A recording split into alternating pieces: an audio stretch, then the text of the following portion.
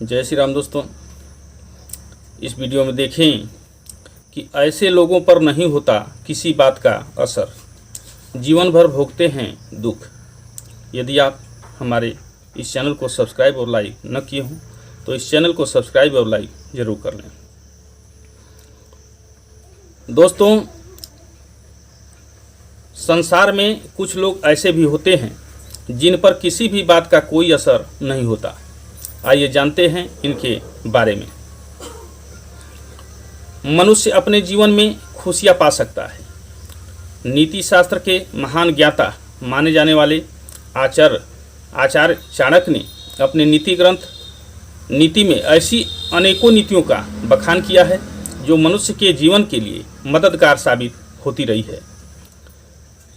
एक श्लोक में वो बताते हैं कि संसार में कुछ लोग ऐसे भी होते हैं जिन पर किसी भी उपदेश का कोई असर नहीं होता। आइए जानते हैं इनके बारे में।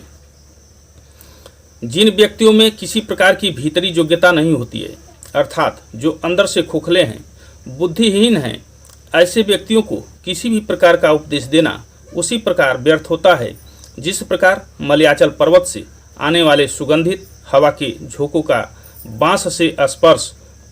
ऐसे लोग जीवन भर सुख के द्वारा उत्पन्न की गई परिस्थितियों के कारण दुख भोगते हैं। जिस व्यक्ति में किसी प्रकार की भीतरी योग्यता नहीं और जिसका हृदय भी साफ नहीं, उसमें बुरे विचार भरे हैं, उसे किसी भी प्रकार का उपदेश देना व्यर्थ है। उस पर उपदेश का कोई प्रभाव नहीं पड़ेगा।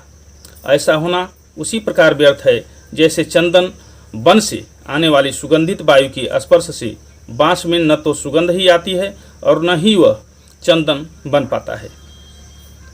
जिस व्यक्ति के पास अपनी बुद्धि नहीं, शास्त्र उसका क्या कर सकेगा। आंखों से रहित व्यक्ति को दर्पण का कोई लाभ नहीं हो सकता कि केवल बाहरी साधनों से कोई ज्ञानवान नहीं हो सकता। मनुष्य के भीतर निहित संस्कारों को ही बाहरी साधनों से उभारा और निखारा जा सकता है।